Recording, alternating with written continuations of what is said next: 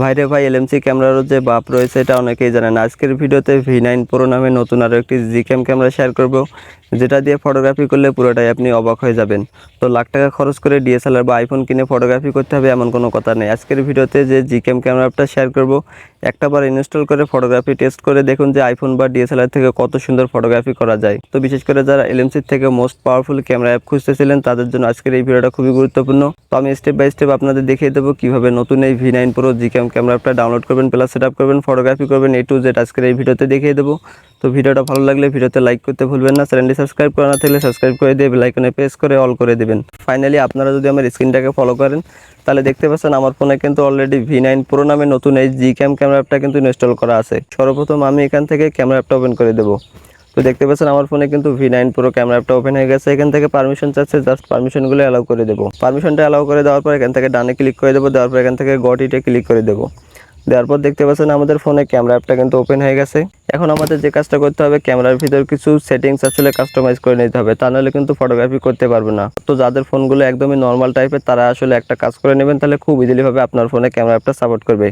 তো উপরের দিকে এখান থেকে সেটিংসে টাচ করে দেবেন, দেওয়ার পর এখান থেকে এইচডিআর যে অপশনটা দেখতে পাচ্ছেন এটা কিন্তু আমার চালু করা আছে, আপনি এটা এখান থেকে অফ করে দেবেন। তো আপনার ফোনটা যেহেতু নর্মাল, তো আপনার ফোনটা যদি একটু নর্মাল হয়ে থাকে তাহলে আপনি এইচডিআরটা অফ করে দিলে আপনার ফোনটাতে কোনো ধরনের ল্যাগ ইস্যু করবে না নতুন এই জিক্যাম ক্যামেরা অ্যাপটা। তো এখান থেকে অফ করে দিলে এখন আপনি এখান থেকে কনফিগ ফাইলটা সেভ করে নেওয়ার জন্য বা অ্যাড করার জন্য এখান থেকে লোড কনফিগে ক্লিক করে দেবেন। লোড কনফিগে ক্লিক করে দিলে এখান থেকে একটা এজিসি পাওয়ার বাই রায়হান নামে একটা কনফিগ ফাইল দেখতে পাবেন। দেখতে পাচ্ছেন V9.8, জাস্ট এই ফাইলের উপর একবার প্রেস করে দিবেন। তো ফাইনালি দেখতে পাচ্ছেন ফাইলে টাচ করে দিলে কিন্তু এখানে একটা টিক মার্ক চলে আসছে। তো এই ফাইল সহ ক্যামেরা অ্যাপটা ডাউনলোড করার জন্য কিন্তু ভিডিও ডেসক্রিপশন বক্সে একটা লিঙ্ক দেওয়া থাকবে, সেই লিঙ্কের উপর ক্লিক করে দিলে সরাসরি গুগল ড্রাইভে গিয়ে জাস্ট আপনি XML ফাইল সহ কিন্তু ক্যামেরা অ্যাপটা ডাউনলোড করে নিতে পারবেন। তো ফাইলের উপর টাচ করে দিলে টিকমার আসার পর আপনি এখান থেকে লোডে ক্লিক করে দিবেন। লোডে ক্লিক করে দিলে ক্যামেরা অ্যাপটা এগেইন বন্ধ হয়ে ওপেন হয়ে যাবে। তো দেখতে পাচ্ছেন আমাদের ক্যামেরা অ্যাপটা কিন্তু ওপেন হয়ে গেছে।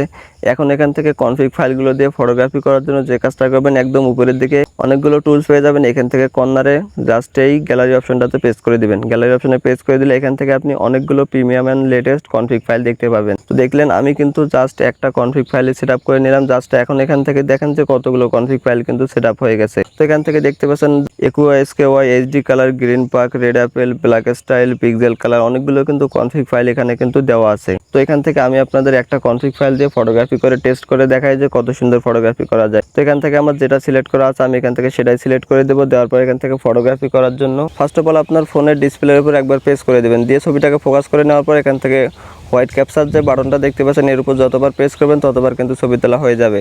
তো দেখতে পাচ্ছেন আমাদের আকাশের কালারটা কিন্তু কত সুন্দর। জাস্ট এখান থেকে 2-3টা ফটোগ্রাফি করে আপনাদের রেজাল্টটা দেখাই। তো ফটোগ্রাফি করার জন্য হোয়াইট ক্যাপচার বাটন আমি এখান থেকে প্রেস করে দিলাম। গাইস দেখতে পাচ্ছেন একটা ছবি কিন্তু জেনারেট হতে শুরু করেছে। ছবিটা কিন্তু অটোমেটিক কিন্তু এডিট হয়ে যাচ্ছে। দেখতে পাচ্ছেন কোনো ধরনের কিন্তু এডিট করতে হবে না। জাস্ট এখান থেকে আমি 2 থেকে 3টা ছবি কিন্তু আমি ক্যাপচার করে নেব। দেখতে পাচ্ছেন ছবিগুলো কিন্তু কত সুন্দরভাবে কিন্তু জেনারেট হয়ে যাচ্ছে। তো আকাশের কালারটা দেখতে পাচ্ছেন কত সুন্দর, কিন্তু তার থেকেও কিন্তু আরো সুন্দরভাবে কিন্তু এডিট করে দেবে জাস্ট এক ক্লিকে। ছবিগুলো দেখলে কিন্তু যে কেউ অবাক হয়ে যাবে। আমি আপনাদের ছবিগুলো দেখাচ্ছি যে কত সুন্দর আসলে রেজাল্টটা আসলো। তো ছবিগুলো দেখার জন্য এখান থেকে জাস্ট আমি এখান থেকে নিচের দিকে গ্যালারি অপশনে প্রেস করে দেবো। তো ফাইনালি আপনারা যদি আমার স্ক্রিনের ফটোগুলো দেখেন তাহলে বুঝতে পারবেন যে এক ক্লিকে কত সুন্দর প্রিমিয়াম টাইপের কিন্তু ছবি ক্যাপচার করা যায় নতুন এই V9 Pro জিক্যাম ক্যামেরা অ্যাপটা দিয়ে। দেখতে পাচ্ছেন ছবিগুলো দেখে কিন্তু মনে হচ্ছে একদমই আইফোন বা ডিএসএলআর ক্যামেরা দিয়ে যেমন ফটোগ্রাফি করে তেমনি কিন্তু ফটোগ্রাফি করে ফেললাম।